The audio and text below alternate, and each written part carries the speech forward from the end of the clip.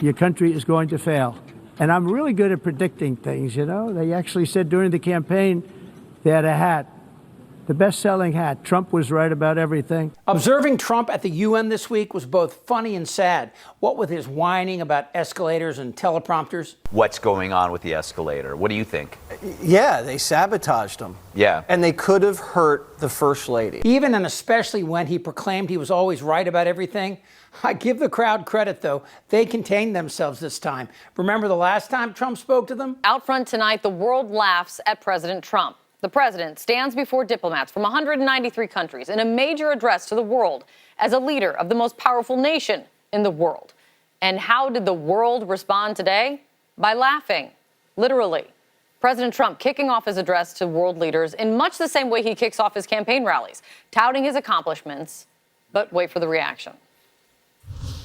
My administration has accomplished more than almost any administration in the history of our country.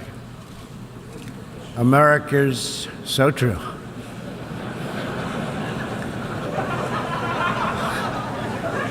Didn't expect that reaction. So if you haven't noticed, Trump is dying for someone to give him an award. I remember when he was bragging about being on the cover of Time 14 times. He was so happy till he heard that Obama had been on there 23 times. It's not fair. You see, Tiny Fingers wants attention and notoriety so bad. He made himself chairman of the board at the Kennedy Center, but that backfired when the only crowds that would come were if Kid Rock and Laura Trump were headlining. Well, I won't back down. No, I won't back down. You can stand me up at the gates of hell, but I won't back down. Oh my God. But the big award that Fat Donnie wants and will never get? They should give me the Nobel Prize for Rwanda and if you look the Congo, or you could say Serbia, Kosovo, you could say a lot of them. You could say, the big one is India and Pakistan.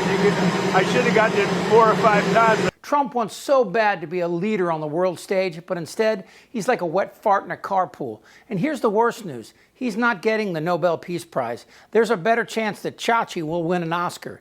You see, the people who decide these things aren't used to blowhards like Trump trying to bully their way into the winner's circle. You see, bullying and Peace Prize, they're kind of the opposite, you know?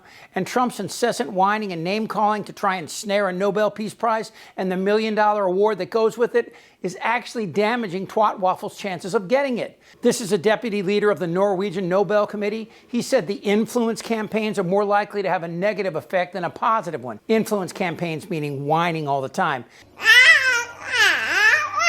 The panel will sit down and decide who gets the annual award soon, but it's not going to be Trump. See, what they're trying to tell Trump right now is shut the fuck up. Like that'll work. He hasn't brokered a ceasefire in Gaza or Ukraine, the cornerstone of his 2024 re-election pledge. But that hasn't stopped Donald Trump from campaigning for the Nobel Peace Prize. According to him, no one is more deserving. And his critics are calling his want for one a borderline obsession. I should have gotten it 4 or 5 times. They won't give me a Nobel Peace Prize because they only give it to liberals. The Peace Prize is awarded to honour efforts in arms control and disarmament, peace negotiation, democracy and human rights. And the nomination process starts next month. The president has now ended conflicts between Thailand and Cambodia, Israel and Iran, Rwanda and the Democratic Republic of the Congo, India and Pakistan, Serbia and Kosovo, and Egypt and Ethiopia. It's well past time that President Trump was awarded the Nobel Peace Prize. There are a lot of issues there. So first of all, some of the conflicts he's counting as wars he resolved were not actually wars at all. For example, Egypt and Ethiopia have argued over an Ethiopian dam project on the Blue Nile, but they were not in a raging war in which thousands of people were being killed. Similarly, Trump has claimed that he prevented conflict between Serbia and Kosovo from resuming, but they were not in a raging war either.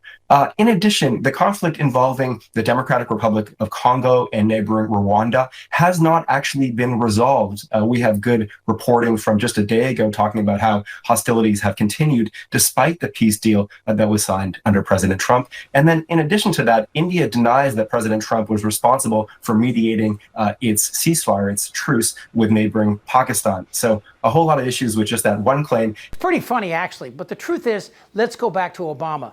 Trump is an avowed racist, and his attack on Obama's birthplace and the subsequent laughter at his expense must be killing him. But no one is happier, no one is prouder to put this birth certificate matter to rest than the Donald. All kidding aside, obviously we all know about your credentials and breadth of experience. All this, as well as the fact that Obama has a Nobel Peace Prize, and I'm not kidding, apparently someone close to Obama texted Trump a picture of it once. The fact that Barack Obama won the Nobel Peace Prize is a narcissistic wound for Donald Trump. He wants to do not just as well, but better than him, and say that he too has the prize, and that Obama was ultimately a kind of parenthesis in American political life, and that he, Donald Trump, is the real president of the United States. So does Donald Trump really have a chance? Now, Trump's claim that he has ended or resolved 7 wars since his return to the White House is especially funny since he can't even pronounce the names of all these countries except to call them shitholes. The Post reports that according to 2 people briefed in the meeting, the president asked, quote, "Why are we having all these people from shithole countries come here?" referring to African countries and Haiti. The president then went on to talk about how they needed to bring in more people from places like Norway. So anyway, Trump wants the prize so bad, but not because it's about peace.